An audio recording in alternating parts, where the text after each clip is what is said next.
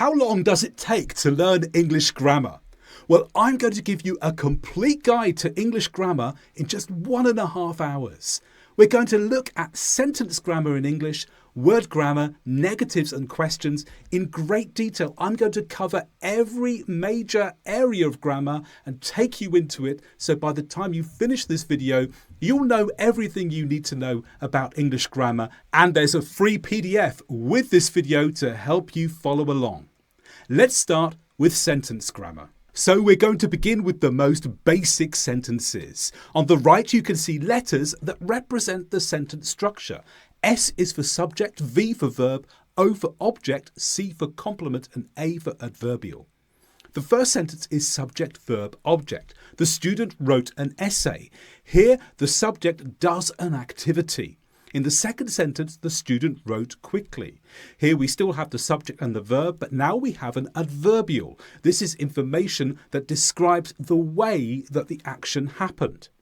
And finally, subject, verb, complement. The student appeared nervous. In subject, verb, complement, the complement describes the subject. We're not focusing on an activity that the subject does. Here we learn more about the subject, the student. We learned that the student appeared nervous. Let's make this slightly more complex by adding in extra features. First of all, adverbial.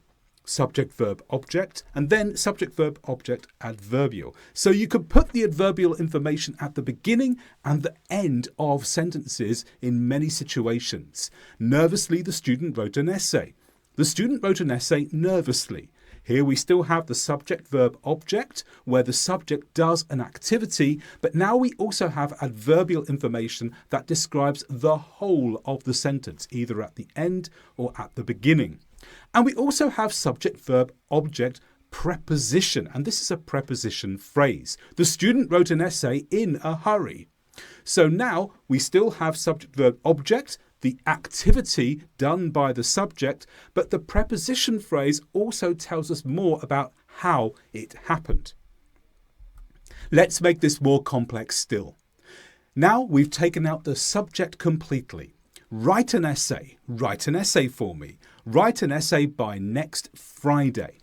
So write an essay is what we call the imperative. It's an order. We take out the subject and we make it an order or an instruction to someone else.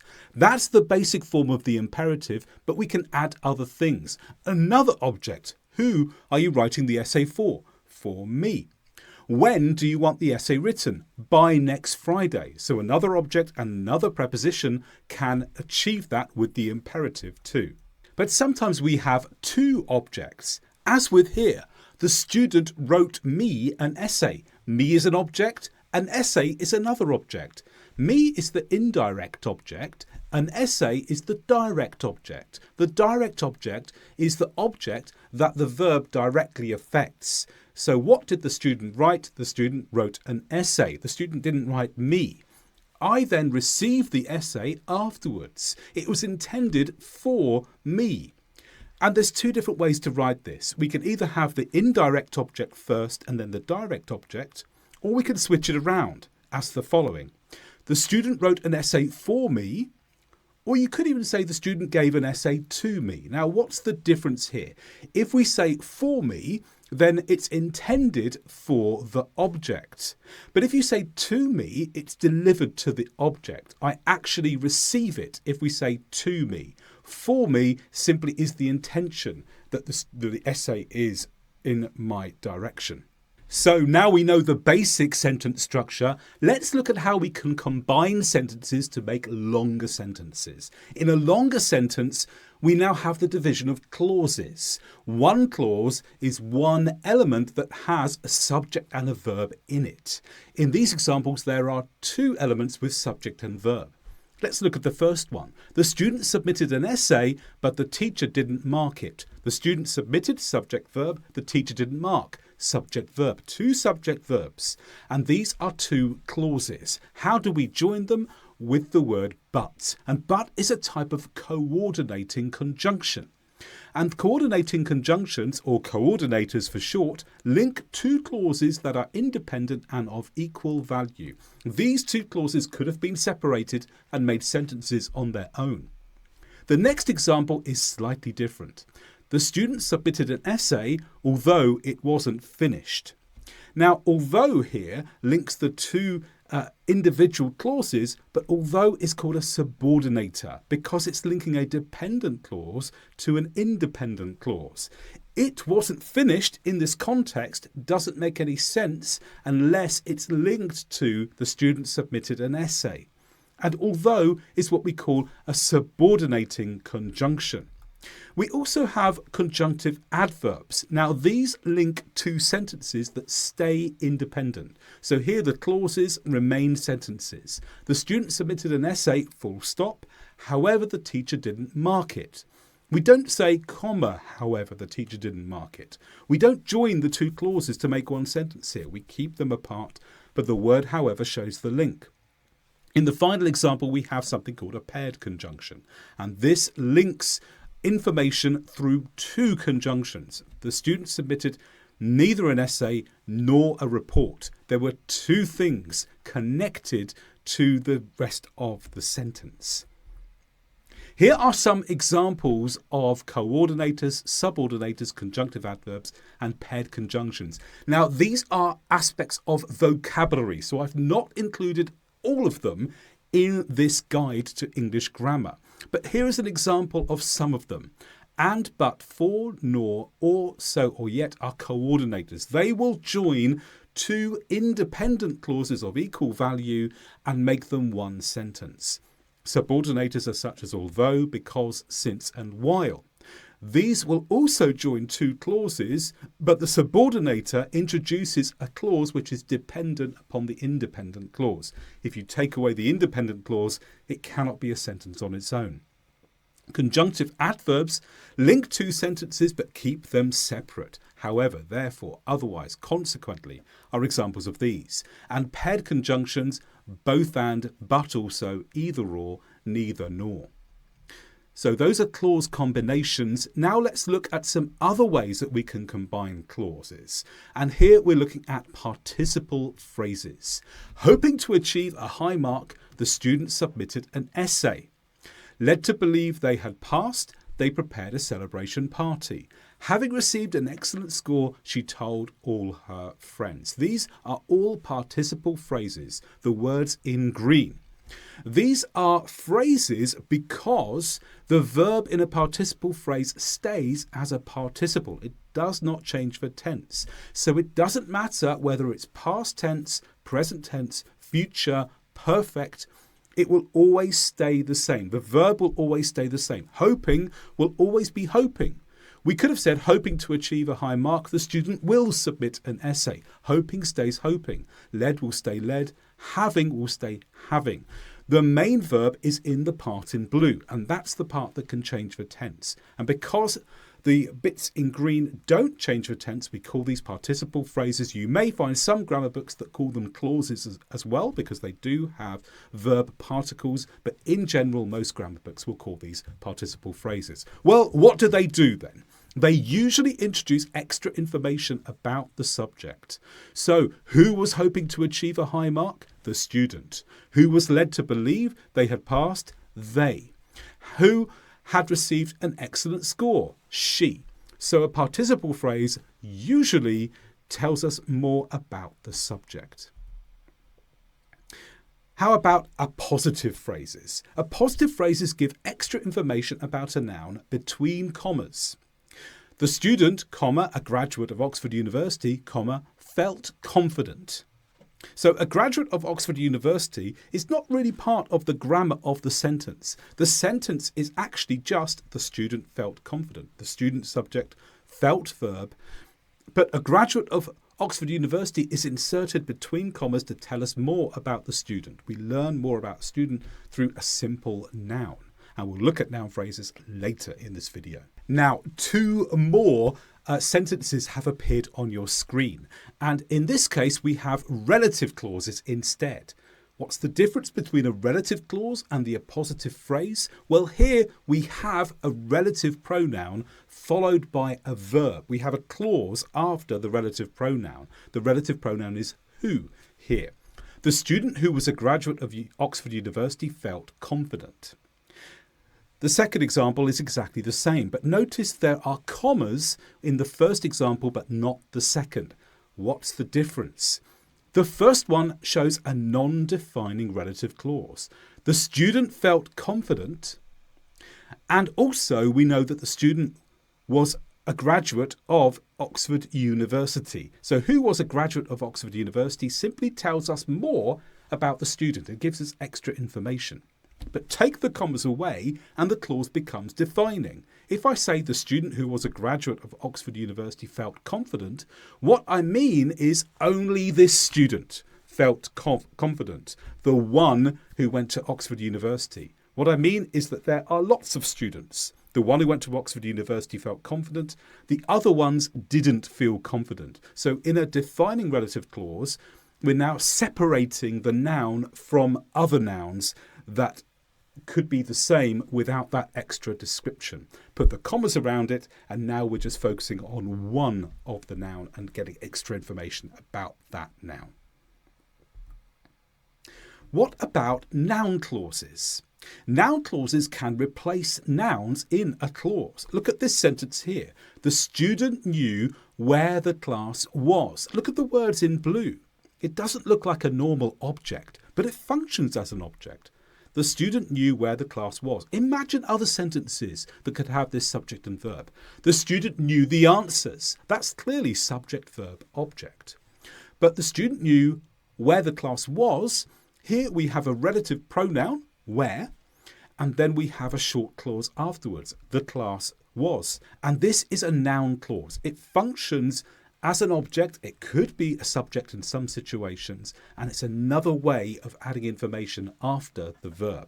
Now, this video is giving you a quick overview of everything you need to know about English grammar, but there are lots more exceptions and lots more detail that you need more time to go into fully. And this is where my course, Perfect English Grammar, will help you. It has 41 hours of my teaching in it, where I will explore all of these grammar rules in more detail with practice tasks, opportunities to use them in conversation, and then progress tests at the end to check your learning. You can get it through a link in the description below this video. Now we're going to look at some words and phrases that don't change the structure of your sentence, but help join them all together. And first of all, we're going to look at referring words. We're looking at this, it, he, she, it and they, him, her, it and them. This, first of all, when we use this, we can use the word to refer to a previous idea. So the student submitted an essay. This was required by the teacher. What does this mean? Well, this could refer to the essay, but it could refer to the whole idea of submitting the essay. The whole of it. The student was required to submit an essay. This was required by the teacher. So this is referring to an idea rather than always being a noun. That goes to it. It refers to a previous noun. The student submitted an essay. It was 1,000 words long. What does it refer to? The essay. It does not refer to submitted an essay. It just refers to the essay, the noun at the end, the noun that comes before. The student submitted an essay. She was relieved afterwards. What does she mean here? She refers to the student, and he, she, it again, and they can act as repetition of the subject from the previous sentence. And him, her, it and them, well, this is repetition as an object. The student submitted an essay. The teacher thanked her. Who is her? Her is the student again, but it comes in the object position, so we use the object pronoun. And we'll look at pronouns more later when we look at nouns. Something that will help make your English more advanced is using cleft sentences. Here is 3 ways to do it. First of all, using it with a short clause. It is estimated that 61% of the world's ice is in Antarctica. So it introduces a clause which contains an opinion on the main clause. The main clause is 61% of the world's ice is in Antarctica, and it is estimated that adds opinion. It's an estimation. Similarly, we can use a WH question word to create our cleft sentence. What we mean is that Antarctica is a vital source of ice. So the WH word introduces a clause with important information about the main clause. So Antarctica is a vital source of ice. What we mean is, we're emphasizing that this is what we are trying to explain to you. And finally, a clause beginning with the. The chances are that it will melt in the next 500 years. So the introduces a clause which has an additional aspect to the main clause. It will melt in the next 500 years. Well, that's not enough. It's not certain. So we can add this information, the chances are that it will melt in the next 500 years. So it's a way of getting a clause into the sentence before the main part of the sentence, usually linked with the word that. So that's the grammar of English sentences. But equally important is the grammar of words. Come with me. To introduce word grammar, I have this sentence that contains 6 types of words that we've not looked at so far. Determiners, adjectives, nouns, verbs, adverbs, and prepositions. We're going to begin with the centre of the sentence, which is the verb. The verb is really important to understand, and there are all kinds of different grammar rules that you need to learn in these categories: tenses and auxiliaries, modals, active, passive, state verbs, transitives, conditionals, gerund infinitives, and the causatives. So let's start with tenses and the present simple tense. Here's an example of the present simple. I write quickly. It's present simple because the verb represents the present simple, write. To understand the present simple, we need to look at a time chart like this one. Tense is all about the time. The present simple does not only refer to now, it also refers to before now and after now. So never think of the present simple as only being to do with the present. And we'll look at this more in a moment. First of all, let's look at the form of the present simple. Now, the present simple normally just involves the infinitive of the verb, unless it's he, she, or it, in which case you add an S or ES with some verbs, for example, ones ending CHS, SH, SSO, and X. Be and have irregular forms, and it's really important to learn these because they are so frequent. Now, when do we use the present simple? We use it for facts, truths, states, present habits, present routines, and permanent situations. What do these things all have in common? Well, they are not all just true for today. These things are true for a long time before now, a long time after now. A fact is not just a fact now. It would have been a fact yesterday. It's going to be a fact tomorrow. Truths are the same. States are generally the same. A state is something that is as it is now and it was before, and it's going to be the same tomorrow. A present habit. If you have a habit, it's something you've been doing over and over again. So it's not just something you did today. Perhaps you've been doing the same thing for a year or 10 years. It's a present habit if you still do it. Present routine is similar. And permanent situations, well, something is permanent if it stays the same for a long time and doesn't change. And that's one of the key things about the present simple. So never think about the present simple as being only for now. But what are more advanced uses of the present simple?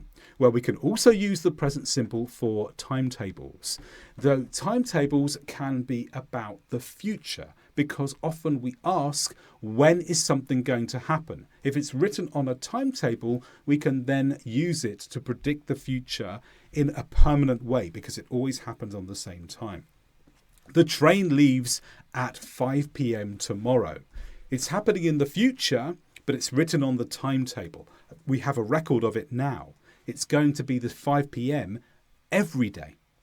Also, future time with subordinates. So we can use the present simple when we're just referring to the future.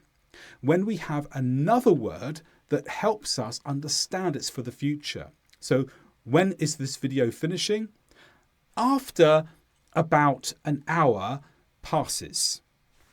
So because we use the word after, with the present simple, the word after tells us to turn the present simple into the future. We also use the present simple to make our correspondence more formal. I write to you with good news is more formal than putting it in another way, and therefore is good for official announcements too. Let's move on to the present continuous. What's the difference here? Here's an example. I am writing quickly. Now notice here I've got 3 stars and they're all very closely around now. They're not just on now, but the focus is much more on now with the present continuous than it is with the present simple. And we'll look at why in a moment. First of all, the form of the present continuous. You have the verb to be, which is conjugated in its normal tense. So I am. Am is to be after I. Then we have the infinitive, but ing afterwards. So write and then ing. A few spelling rules. If we have an E at the end, so write has an E at the end, you drop it before ing. And you also double the consonant before ing if there's a vowel and a consonant at the end of the word. And it's the final syllable that takes the stress. So all one syllable words that finish vowel consonant, if it wasn't a vowel before that, it's different if it's 2 vowels then consonant. If it's just 1 vowel and then 1 consonant, then you double the consonant. With one, as I said, with 1 syllable words, you'll double the consonant. With 2 syllable words, if the second syllable is stressed, double the consonant. If it's the first one, don't. I also missed out a point above. We can contract the verb to be in an informal way. So instead of saying I am writing, I can say I'm writing, I''M. So the uses of the present continuous include these. Present activities, activities close to now. Repeated actions, future arrangements and temporary situations. What makes this different from the present simple? Well, there's something moving around now. We're focusing on now and something's moving. It's not permanent. A present activity is something that's changing now. If you're walking, then you're moving from one place to the next. If you're singing, then different notes are coming out of your mouth around about now. But again, like the present simple, the present continuous can drift into the future as well. And if you have made an arrangement with someone to do something, it's fixed, perhaps you put it in your diary, we can use the present continuous for that too. What about some of the more advanced uses? Well, changes fits the description of the present continuous. If something is changing around now, you're more likely to use the present continuous than the present simple, because the present simple is for things that are more fixed. Changes represents the present continuous better. And also present behaviour. Consider these 2 examples. He is nice. He is being nice. He is nice is the present simple. That describes who he is all of the time. It's a state. But he is being nice describes his behaviour at this moment. So it only focuses on what things are like now. And that's a clear separation between the simple and the continuous here. The simple looks at it more permanently. This continuous is looking at it right now.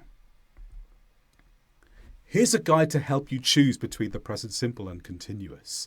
The present simple tends to focus on states, whereas the continuous is on actions. The simple focuses on things that are permanent, the continuous on things that are temporary. Simple, things that are fixed, continuous, things that change. Let's move on to the past simple. I wrote quickly. Here, notice how the verb has changed. It's not I write, but now it's I wrote. And look at how it is represented on our timeline.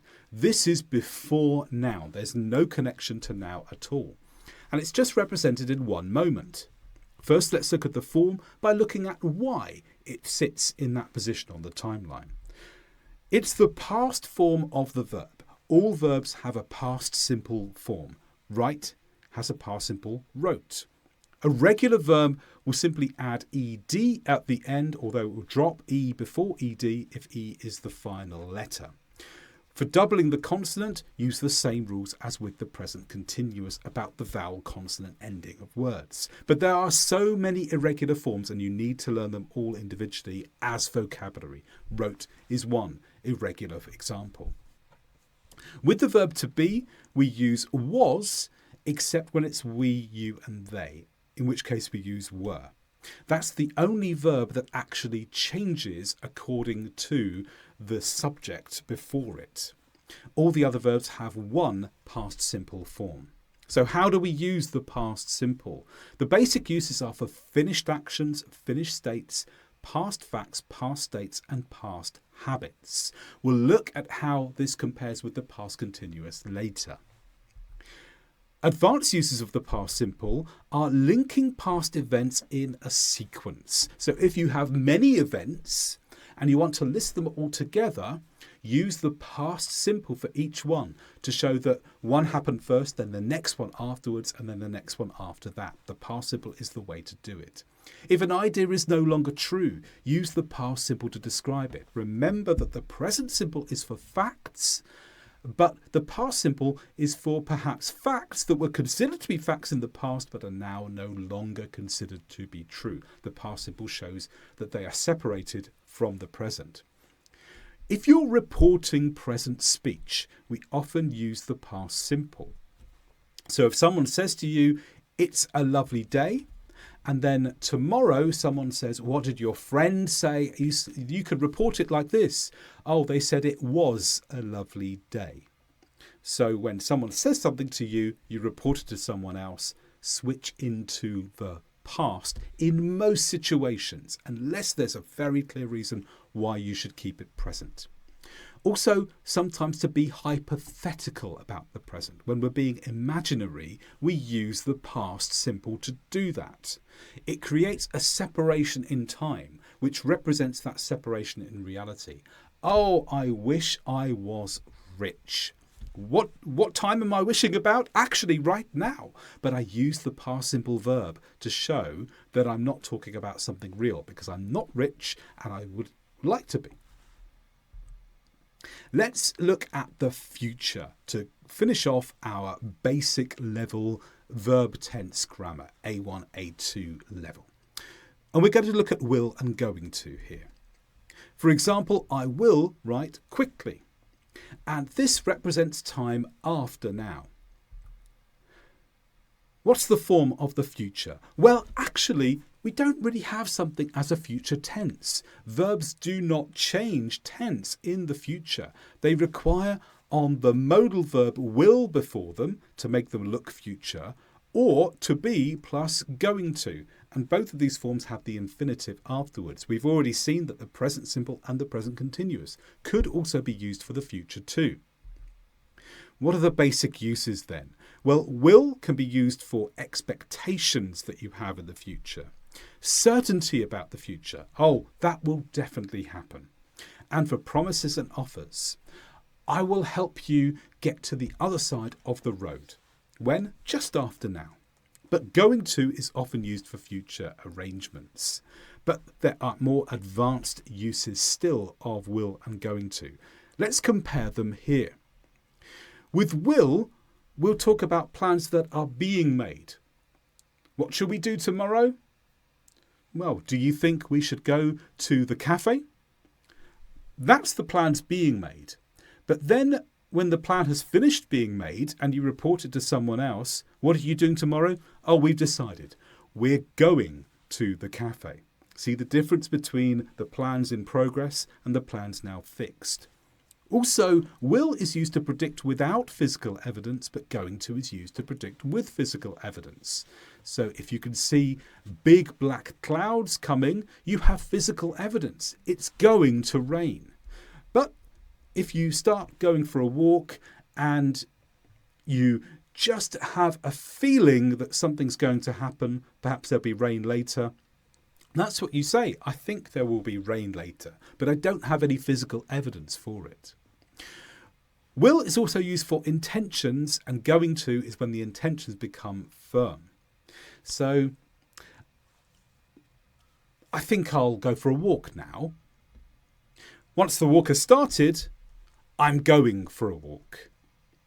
I think I will go for a walk. Perhaps I'll switch go to another verb because it gets confusing if I use go. I think I will start a walk in a minute. And then I'm going to walk is when perhaps you've got your shoes on. First of all, you have the intention. Then you've decided to start the walk, so you get dressed for it. And that's where you say, I'm going to start my walk because I've put my shoes on. It's definitely going to happen. I have decided. There's a switch from the intention to the decision. And let's look at some advanced uses of will. Will can be used for giving consent. Yes, I will let you into my house.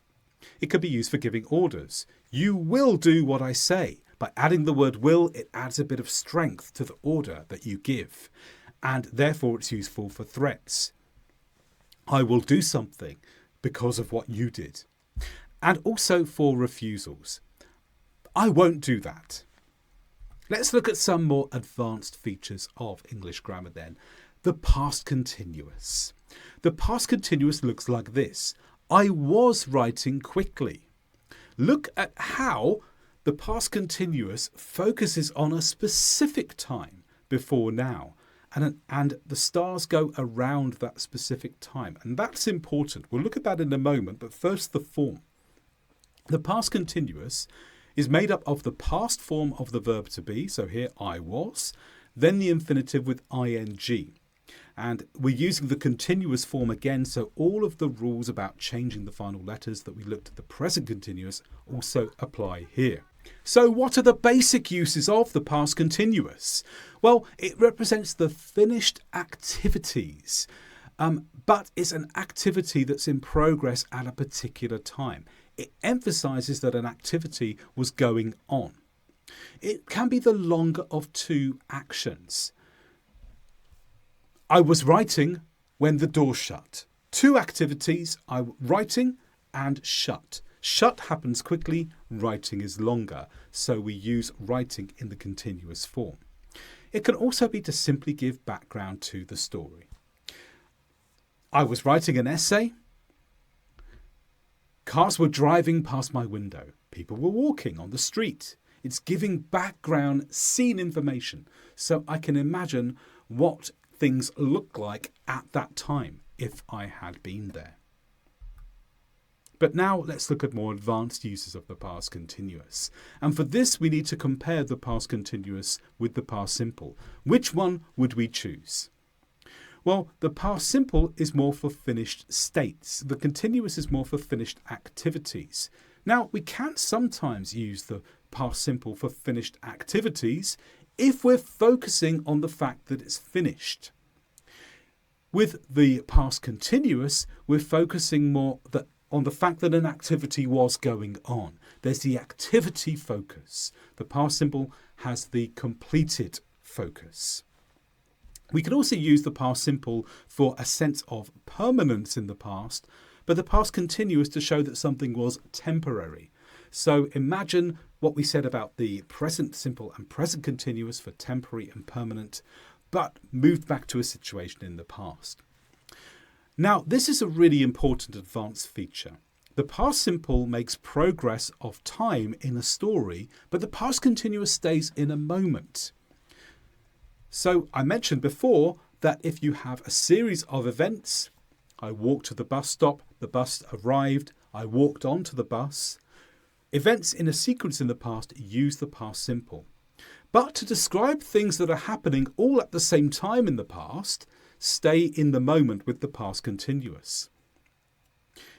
I sat on the bus. People next to me were talking. The driver was watching the road. All these things are happening at the same time as me sitting on the bus. So use the past continuous to stay in that moment. And the past simple is often used for the main details of a story, whilst the past continuous for the background.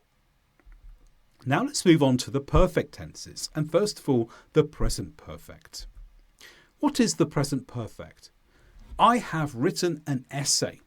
When did this happen? Well, look at the stars on the chart. At some time before now and now. Sometime in the past up to now. The present perfect connects the past to the present.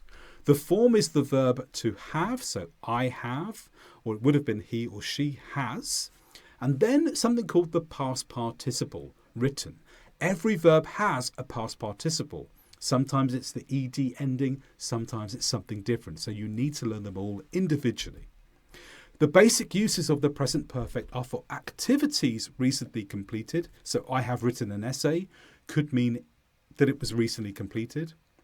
Also states that are recently completed. So if something was a particular state between the past up to now, perhaps I have been an actor in a theatre, but now it's stopped. That's the state, and it's finished, completed now. And also, if we simply want to connect the past to the present, we often use the present perfect if we want to show that we are talking about time that goes from a point in the past up to now. I have been an English teacher for 25 years. I have been. I'm connecting the past when I started 25 years ago and now. Let's go a little bit more advanced with the present perfect. To become more advanced with our use of the present perfect, we need to know how to choose between the present perfect simple form and the present perfect continuous. And it's very similar to the differences between other simple and continuous versions. The simple has a focus on things being completed. The continuous has a focus more on the activity. So I have been painting. Well, that will focus on the fact that painting happened. But if I say I have painted, the focus is more on that perhaps I've completed the job.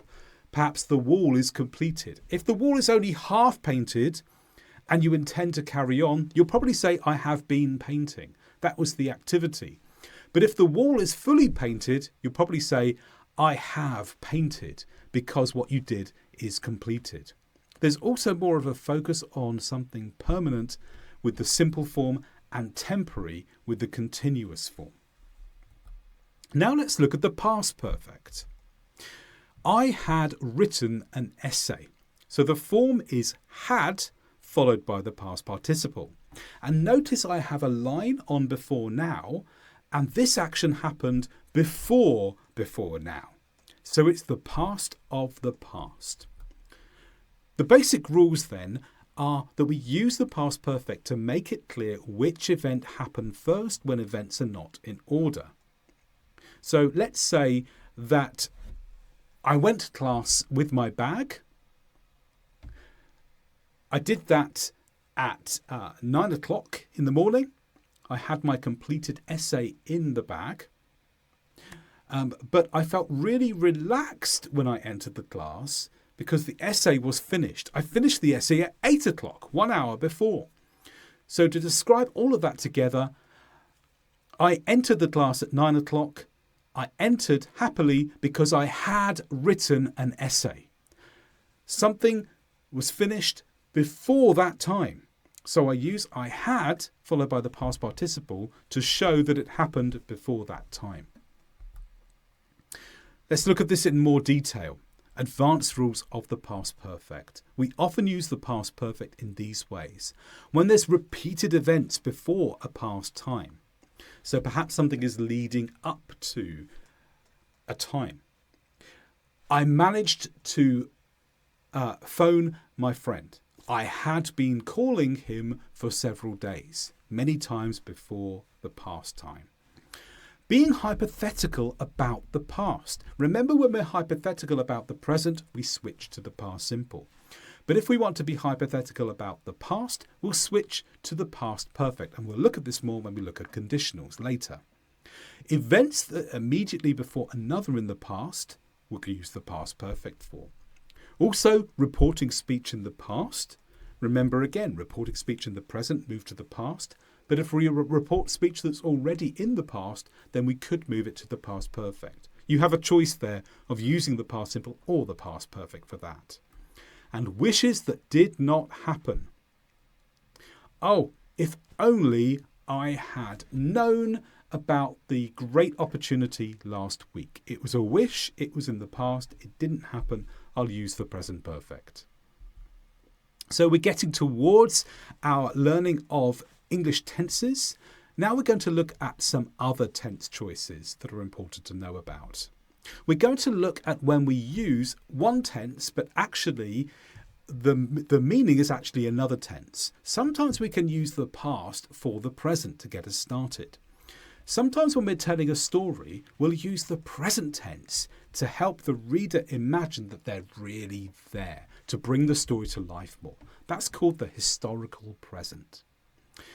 We may use the past for the present in distancing for politeness. In order to be more polite, we want to create distance in our language, distance in time and distance in reality. How do we do that? By shifting from the present to the past. So instead of saying, "Can you help me?" I might say, "Could you help me?" instead. That movement from the present to the past makes it more polite because it creates more distance in the request. We've already mentioned reporting speech and also about being hypothetical. But we can also sometimes use the past for the present when we're checking present information. So maybe you tell someone your name, they forget. 10 minutes later, they say, "I was wondering, could you tell me your name again? I was wondering if you minded if you told me your name again." Also, sometimes with intentions, we can use the past even if we're in the present. What do you want to do today? Well, I imagined going to the shops. It was an intention. It's not become reality, so you can use the past. We can also use the present for the future, as we've seen before. Future arrangements use the present continuous, and timetabled events which are in the future with the present simple. But we can also use will for the present. We often use will when we're anticipating what people already know. Perhaps I could say to you, "You will have learnt the basics of English before you watch this video." I'm anticipating that you already know something about English before you started watching. Also with expected habits. Oh, I expect they will be doing what they've always done. And also speculating that a truth is accepted. For example, if you imagine that it is normal for people to watch TV, you could say, "I imagine people will watch TV in the evenings." You're speculating that this is what is true and that people generally accept that as true. And finally, on to some advanced tenses. And here, first of all, we're looking at the future perfect. I will have written an essay. Look at the stars here. We have a line where it says after now, and the future perfect represents time in the future up to a point in the future. We use will have followed by the past participle. We use the future perfect for completion by a known time, activities up to a known time, and anticipating what is known. Next, the future continuous. I will be writing an essay. Will be followed by the present participle. The present participle is the ing ending of the verb. We use this for predicting future activities. What do we think someone will be doing, or perhaps yourself will be doing, at a particular point in time in the future? But we also use this for another reason. Expectations of what you think people know. And we mentioned that earlier when we talked about will for the present. Also, future in the past. Look at this example sentence. I finished. I would submit the next day. So we use the future in the past when anticipating events coming after a moment in the story. The moment in the story is the golden line that goes through before now. We're focusing on that particular time before now. But then we're looking forward to something that will happen after that time. So it's in the past, but it's in the future compared to the point you're at in the story. I finished is our focus in the story. We're now thinking ahead from that point of the story. I would submit the next day. We make this tense through would with the infinitive. We can also use the past continuous and to be followed by going to. Let's continue looking at verbs by looking at modals. I'm going to disappear from the screen for a couple of minutes so I can get more words on it. So modals involve these words. First of all, can, which represents ability, possibility and permission at a basic level, but deduction in a negative way at an advanced level. That can't be true. If you say that can't be true, then you are deducing something about a situation in the negative. It doesn't work without the negative for can. Also, can be used for general truths. This can be what people expect, for example. Could is often the past of can for ability, possibility and permission. We can also use it for deduction in the past and the present. They could have gone this way. They could be hiding. Could have plus past participle for past deduction. Could be for present deduction. We also sometimes use could for suggestions and criticism. Oh, you could have done this in a better way. Have to is a semi-modal for rules and strong recommendations. But we also use it to express certainty. That has to be true. And also a lack of obligation in the negative. You don't have to do something. That's not a rule at all. That means no existence of a rule. May shows low probability and permission. In the advanced rules, it's also used for deduction. They may have been hiding. They may be in that house now. May have for the past, may be for the present. May can be used also for softening advice and sending wishes. May you receive good luck. Might is very similar to may with a few differences. It also means low probability and it can be asking for permission in questions. But we use might for deduction in the same way as may, but also for lamentation. Lamentation is when you think about the past and you wish things were different in the past. Oh, you might have told me about that situation. I wish you had. Why didn't you? Must, like have to, is for rules and strong recommendations, and it's also to express certainty about what you believe. They must be hiding in there. They must have been hiding. So it's kind of deduction, but deduction with certainty. But in the negative form, it's still obligation. You mustn't go out means there is a rule, and the rule is no. We can also use must to express determination. I must try harder is not a rule, it's just you encouraging yourself to do something. Need to is similar to have to. Ought to is similar to should. So I'm going to go on to should as well. Ought to and should are used for advice, suggestions and desirability, but also for correcting the past. You shouldn't have done that. You should have done that. Both of those phrases are correcting the past. So advice on what you should have done, how the past should have been different, how you expected the past to be different if things were right. And shouldn't is something that did happen, but it would have been a good idea if it did not happen in the past, or if it had not happened in the past. Now, shall and will are similar. Shall is like will in terms of tenses with some very small differences, which I don't have time to go into in this video. If you go back to the section on will in tenses, you'll get the most important meanings of will and therefore also shall. Would is perhaps one of the most complex modal verbs. It's sometimes the past of will, but we often use it to be hypothetical or to be more polite.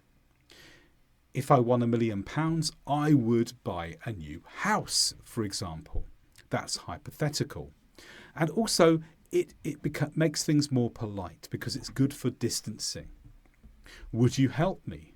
I would be delighted to accept. It's so much more polite than saying, help me, or I want to accept.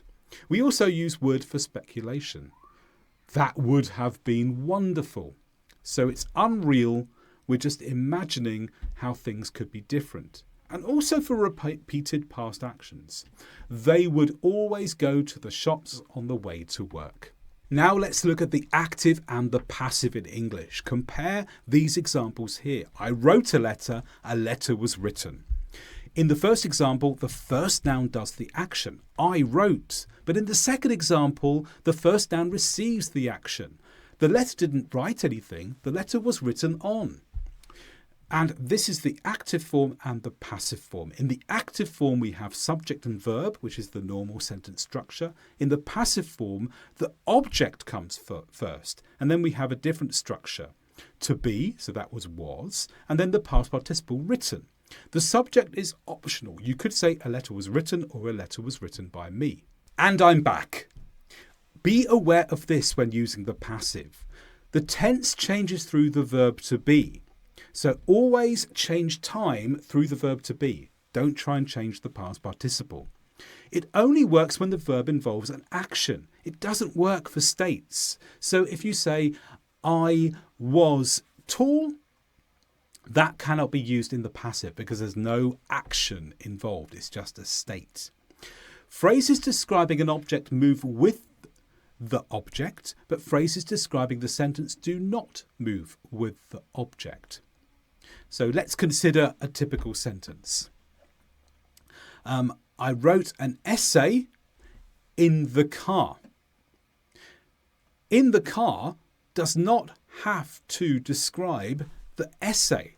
That's describing the whole sentence. So keep in the car at the end when you turn it to the passive.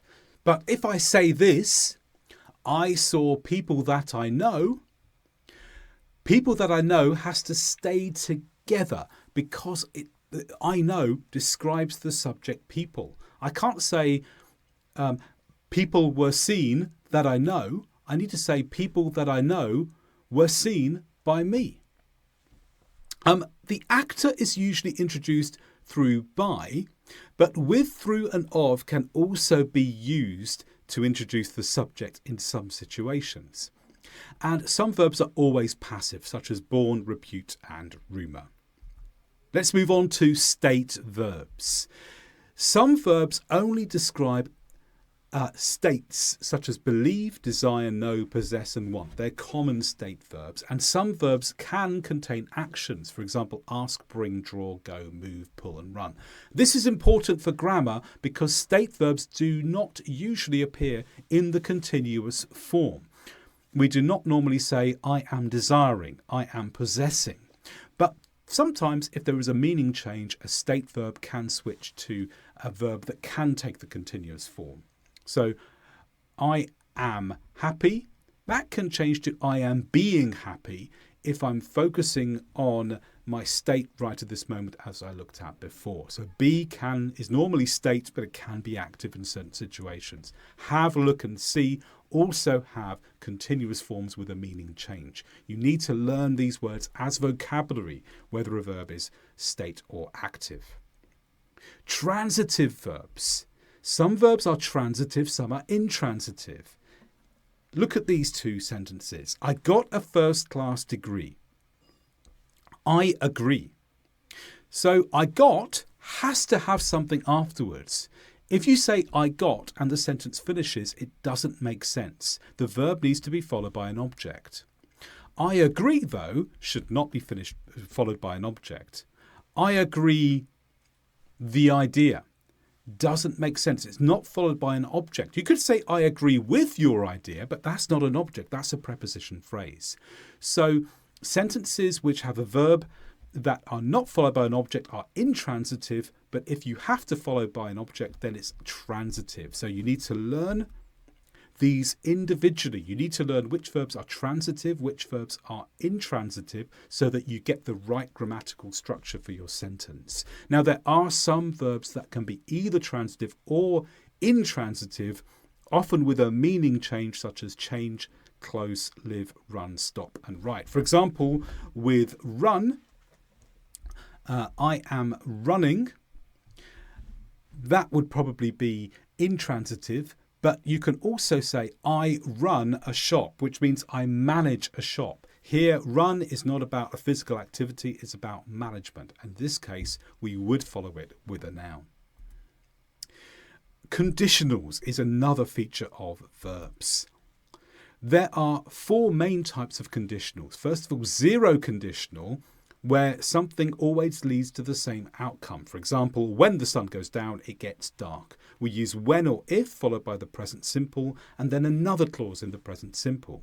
The first conditional is where one thing leads to a specific outcome in the present or the future. If you arrive before 5, the shop will still be open. So if you arrive before 5, that's the condition. If the condition is met, it leads to a specific outcome. The shop will still be open. If followed by the present simple, followed by a clause with will. The second conditional is an imaginary outcome. If pigs spoke, you would ask for more food. It's not real. We have a condition that's just imaginary. And we think, well, if that imaginary condition was fulfilled, then this would be the outcome. If followed by the past simple and then a clause with would. And then the third conditional is an imaginary past outcome. If I had arrived earlier, I would have seen you. Did you arrive earlier? No. I'm just imagining the outcome if things were different. And this is if followed by the past perfect and then a clause with would have and a past participle. Those are the basic rules for conditionals. Here are some more advanced features of each one. So with the zero conditional, you use if for things that will possibly happen, and if they happen, they always lead to the same thing. But when for things that will definitely happen and will always lead to the same thing. So when the sun goes down, it gets dark. Well, the sun always goes down. So use when rather than if. With the first conditional, will can be replaced by other modals. In fact, with all conditionals, you can replace will with other modals, for example, could, may or might, if the outcome is just a possibility rather than a certainty. Will can be used in the if clause if this clause contains the outcome. I will help you if it will benefit you. So I put will in the if clause if the help leads to the if clause, if the help leads to the benefit. If followed by the past simple can be used if a past situation affects the likely future outcome. If they delivered the food earlier today, we will be able to open the shop. So the condition for the future depends on something happening in the past which I have no knowledge of.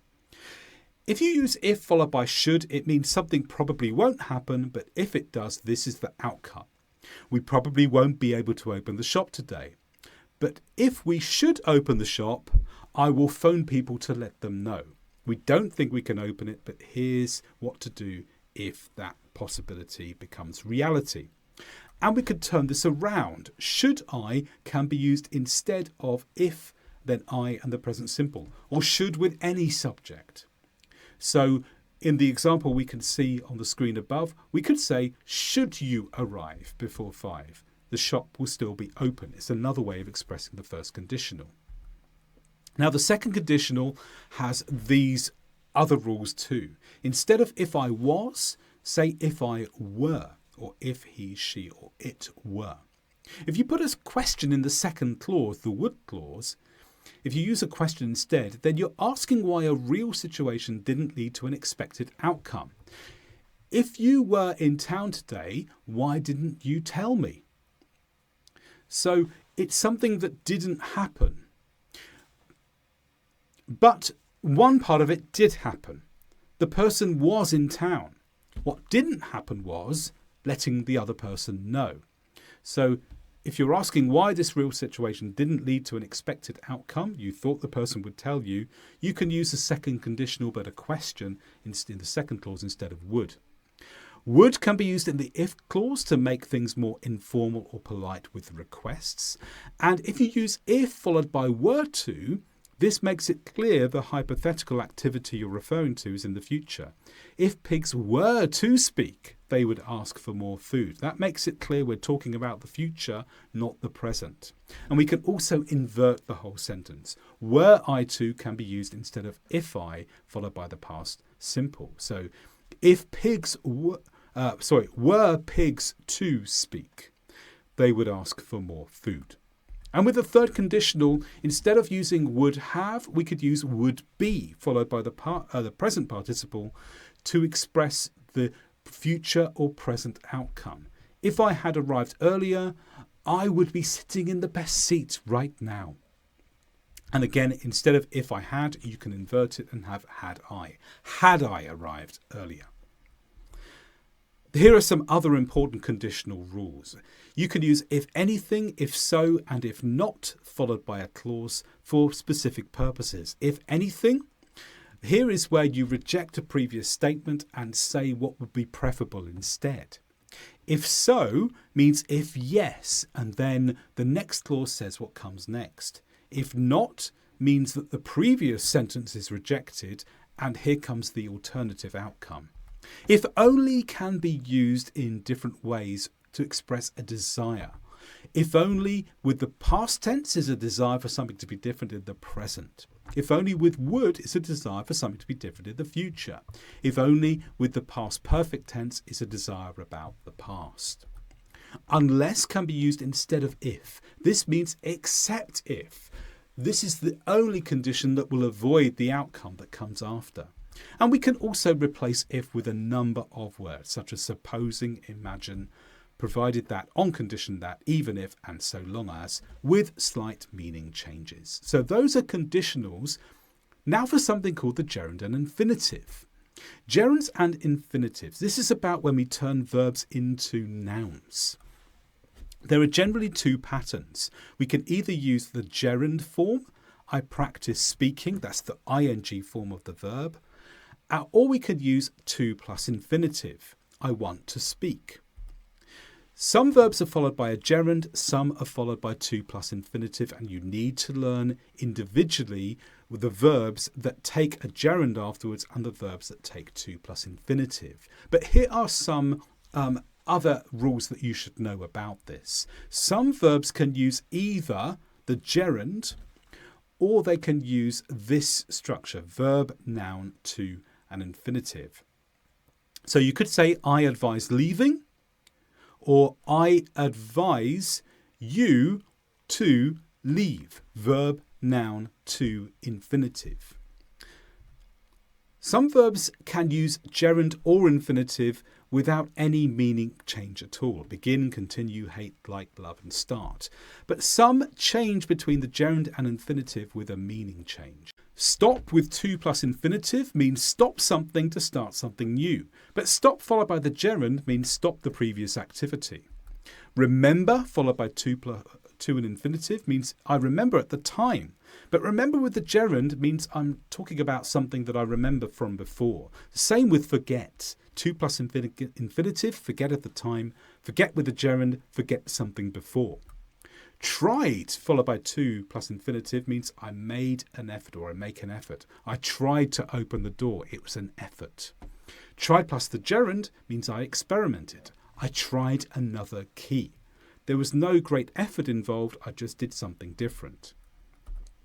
Regret followed by the to plus infinitive means I wish I didn't have to. I regret to tell you this bad news. But regret followed by the gerund means I wish I hadn't done this.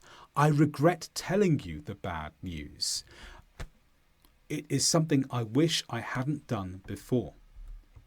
Mean with to plus infinitive means it was my intention. I mean to tell you, or I meant to tell you. But mean plus the gerund means in other words. I mean, telling you is important. Go on also changes between to and infinitive and the gerund. Go on with to plus infinitive means do this in the future. But go on followed by the gerund means continue doing this. So I will go on to study at another college. That's in the future. But I will go on studying. I've already started and I'm going to continue. Finally, with verbs, a look at the causative. The causative is where something causes something else to happen. And we use this with made, let, get, and have. He made me do it. He let me do it. He got me to do it. Notice this one has to in it. The other ones don't. And he had me do it. Made is when you're forced. Let, allowed. Get is when you arrange for someone to do something. Have is when something was done for the subject. It could have been arranged and maybe it wasn't arranged. And that completes our look at verbs. So now let's move on to the next major item of English, and that is nouns. Nouns identify people, places and things. Let's look at it in more detail. First of all, there are proper and common nouns. So my name is Rupert. Name is a common name, a common noun. This is general, but Rupert is a proper noun. Proper nouns are named and therefore capitalised. Common nouns are not named and therefore not capitalised. You can have abstract and concrete nouns. Abstract nouns are non-physical, such as knowledge. Concrete nouns are physical, such as book. There are singular or plural nouns. Singular is one of a noun, plural more than one. And this leads on to countable and uncountable. I am having fish and chips for dinner. Fish is uncountable, so it always appears in the singular form, but chips can be counted. There can be more than one, so we have it in the plural form. Pronouns are often used to replace other words for people. So a subject pronoun is I need this to work. I replaces my name, Rupert. You can have subject pronouns, object pronouns, possessive pronouns and reflexive pronouns. And other pronouns refer to things mentioned elsewhere. They can be demonstrative, relative pronouns or indefinite pronouns. And a demonstrative pronoun is, for instance, this, that, these or those. And we'll look at some of those later. We'll look at all of these later when we get to other sections of the video. To build nouns, often we'll add words at the beginning and add words at the end. We can add prefixes at the beginning to add these meanings. Anti meaning opposite or against. Auto meaning self, by, to of something. D for remove, dis for not. Mega means large. Miss for error. Non for not, over for too much, post for after, pre for before, re again, semi-half, super for more than something, tele for long transmission, tri or tree for three of something, uni for one of something, under for less than. With suffixes, ance, ee, hood, ist, ness, or er, ship, all can be added to the end of a noun with the meanings you can see here. The other endings that you can see don't necessarily have a particular meaning, but they often simply indicate this word is a noun. Now look at complex nouns. So far we've looked at individual nouns where there's only one word, but nouns can be longer than one word. Have a look at the phrase in red here. Have you read the book that lists the 10 best cities in the world which are next to a river? This is all one noun. We call it a noun phrase. It has a main noun, which is cities. But before the main noun, we've added an article, the, other determiners, here's a quantifier, 10, an adjective, best. And we're going to look at determiners and adjectives soon in this video. And these words can all come before a main noun to tell us more about this noun. It gives us extra descriptive information. But we can also give information after. A preposition phrase. The 10 best cities, where? In the world. The 10 best cities in the world, but only counting those which are next to a river, which is a relative clause. And we looked at relative clauses earlier when we looked at sentences. So these are more complex nouns, sometimes called a noun phrase. Note that multiple preposition phrases can be used after the main noun. It could be in the world, in the universe, at a certain time in history. We can go on and on with preposition phrases. You can also use to plus infinitive clause after the main noun as well. And the relative pronoun with to be can be omitted in certain situations. I go into this more on my course Perfect English Grammar. Finally, some other noun rules. Compound nouns. Sometimes nouns can be used as adjectives in order to categorise the main noun. So you put one noun before another and the first noun describes the second. The second is always the main noun. Any noun can be made possessive. For people and animals, add s, apostrophe s to singular nouns and irregular plural nouns. If it's a plural noun that's not irregular, s followed by the apostrophe at the end. For other nouns, we often use noun of noun, a piece of cake, for example, to make them possessive. If we have two nouns together with and separating them, we consider it to be plural, but if or separates it, we consider to be singular, as long as the nouns are singular too. So those were nouns. Now let's look at adjectives, and adjectives describe nouns in English. Adjectives tell us more about a noun. They can be gradable or non-gradable. Here, the gradable adjectives are red and in bold: cool, small, happy, and expensive. And that means we can say that there is a certain amount of the adjective, more or less. Slightly cool means less cool.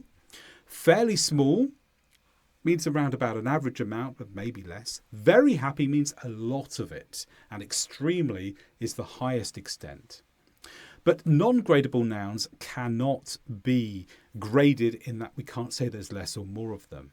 They're either all of the adjective or none of the adjective. So completely useless means 100% useless.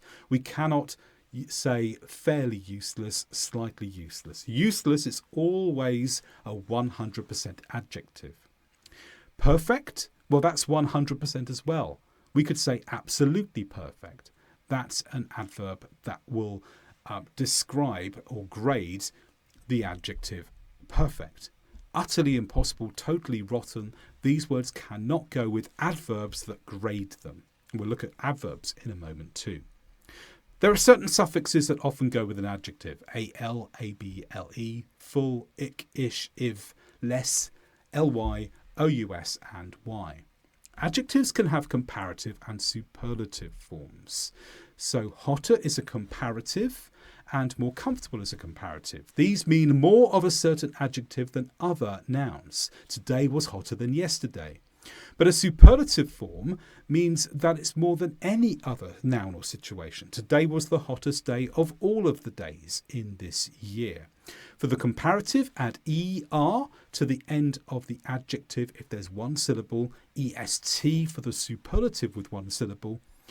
For a comparative with more than one syllable, comfortable, use more in front of it. And for the superlative with more than one syllable, the most.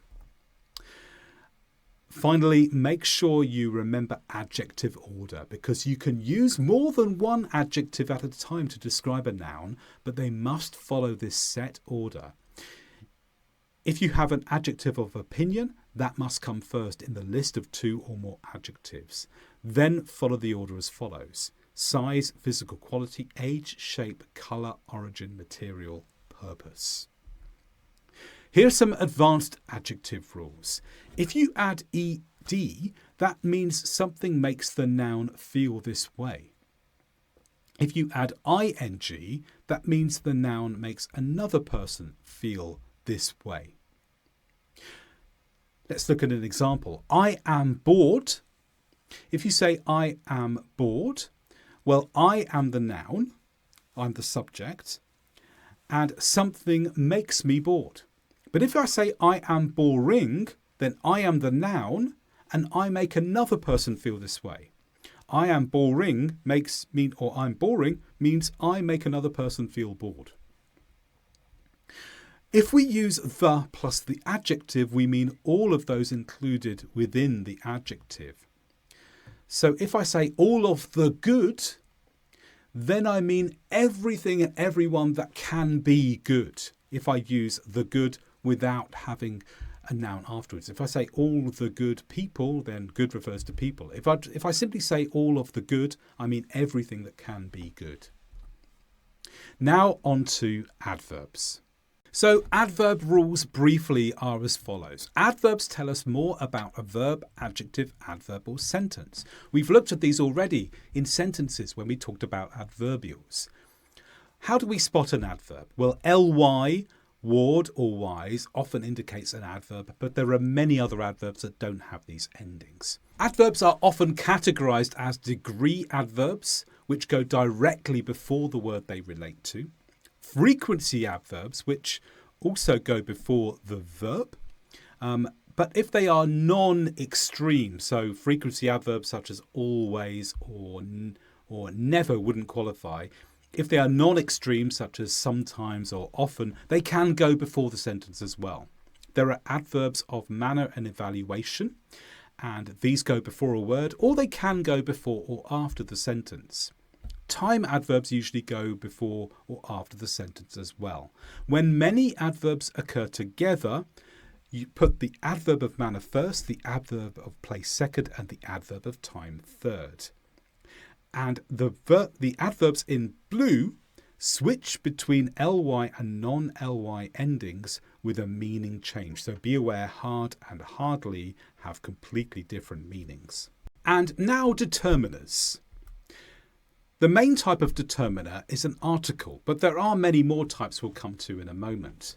Articles are the words a, an, or the, and they come before a noun to tell us more about the reference of that noun. Sometimes we have no article at all. We use a or an before singular nouns, which are one of many, not specified in any way, mentioned for the first time, and are countable.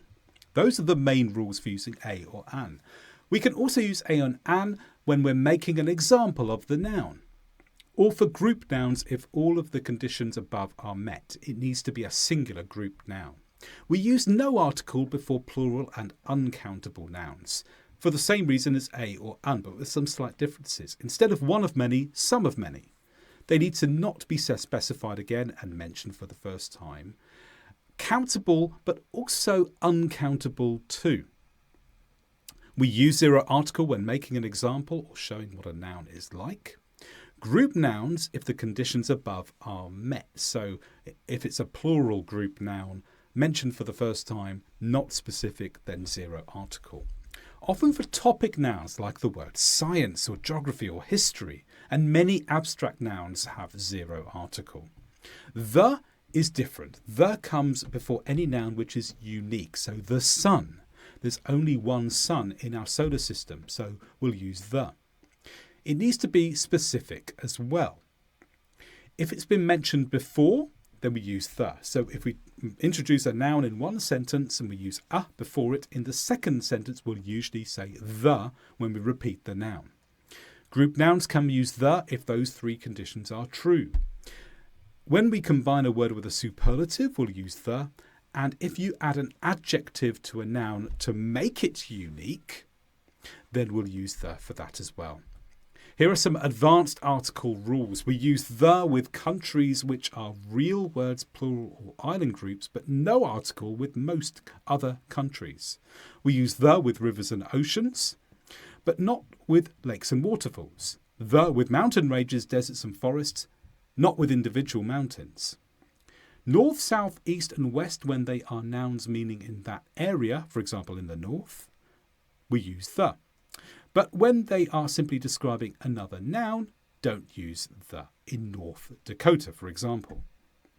Most nouns for specific places use the, although of course we can use a if we're being unspecific, if we just mean one out of many.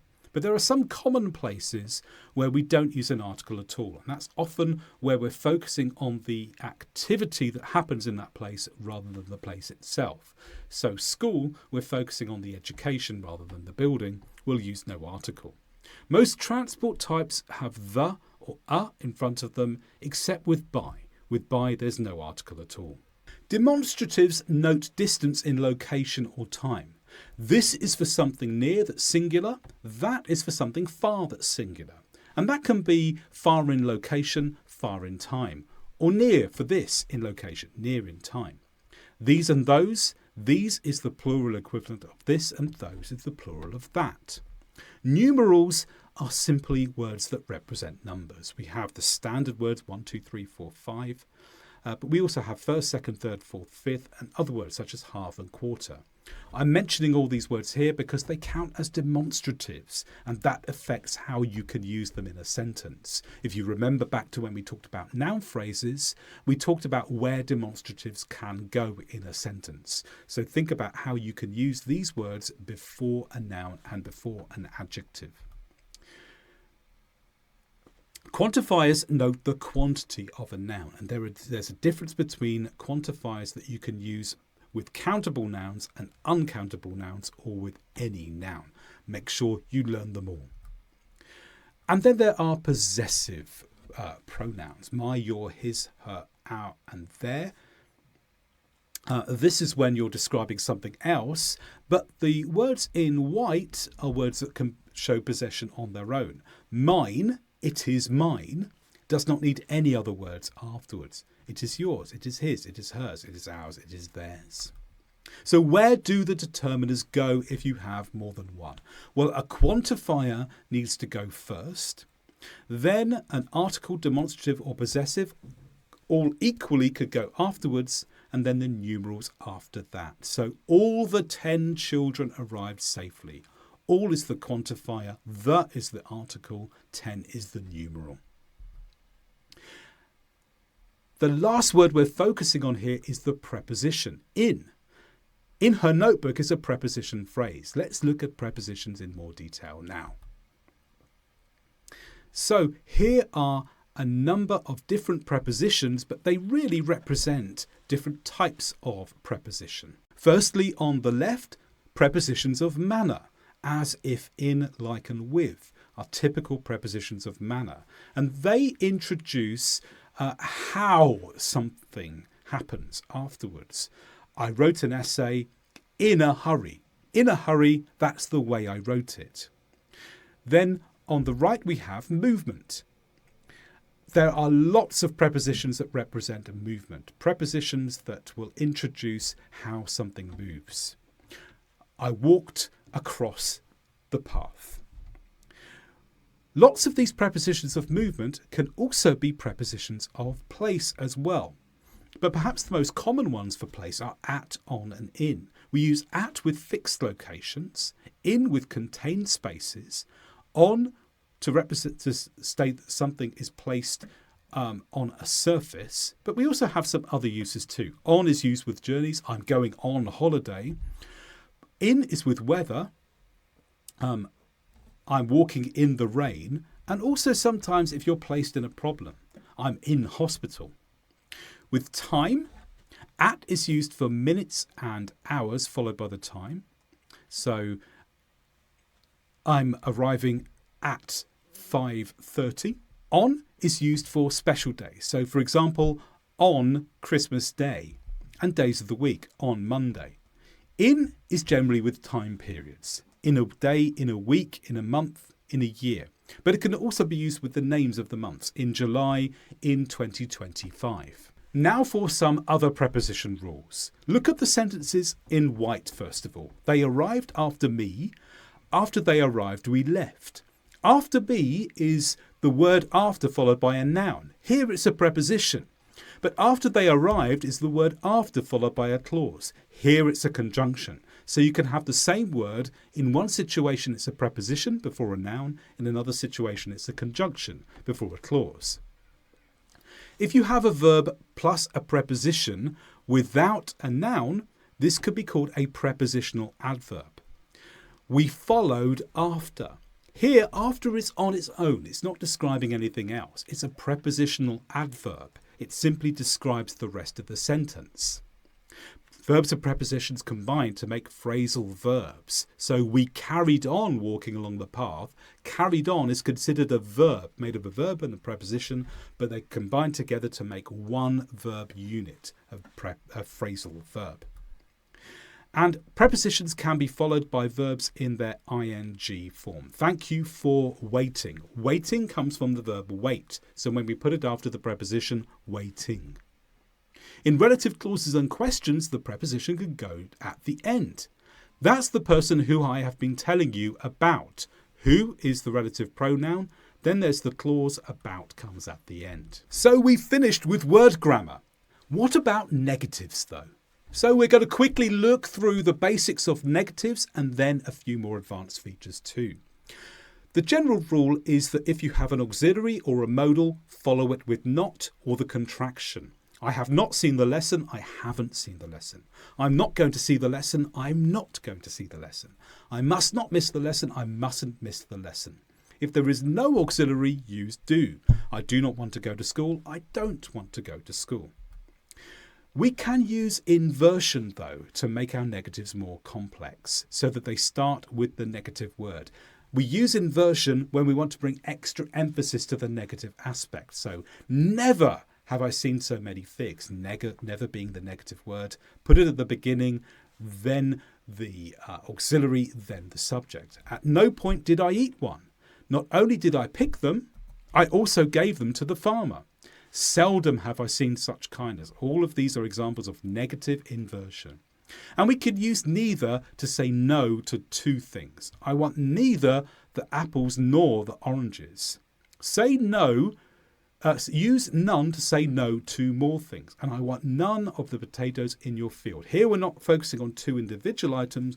We're focusing on lots of things, all of these potatoes. And now finally, we're going to look at grammar of English questions. Let's look at questions with yes or no, first of all. Have you seen the lesson? Here we have the auxiliary followed by the subject, then the infinitive. Similar with are you going to see the lesson? We use that order to make the question. Modals follow the same pattern. Modal followed by subject followed by infinitive. Should I miss the lesson? And if there's no auxiliary, use do. Do you want to miss the lesson? When the answer is the object, use the WH word followed by do and then the subject. So where did you go? And when we use a WH word, then the answer is not yes or no anymore. The answer could be any answer. So where did you go? I went to the lesson. When the answer is the subject, use the WH word and then the verb straight afterwards. Who went to the lesson? I went to the lesson. So the answer is the subject, so don't use the auxiliary verb here. But do can be added for emphasis anyway, even if the answer is the subject. Who did go to the lesson? I'm emphasising that I really want to know the answer here. And the answer is still I went to the lesson. Here are some other features of questions that you need to know. To be less direct, you can insert a question at the end of a clause like a relative clause, and then you use the word order of a relative clause. Instead of where did you go, you could say tell me where you went. The auxiliary do isn't used and the verb takes tense here. So where you went, notice that it's not where did you go. Don't say tell me where did you go, you say tell me where you went. And that's a complete guide to English grammar.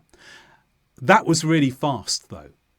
You probably need a lot more time to practice and to learn more about the exceptions and the minor little rules that will help take your English to a really advanced level. So again, I recommend my course, Perfect English Grammar, which you can get from the link below this video for 41 hours of my teaching on all of these topics.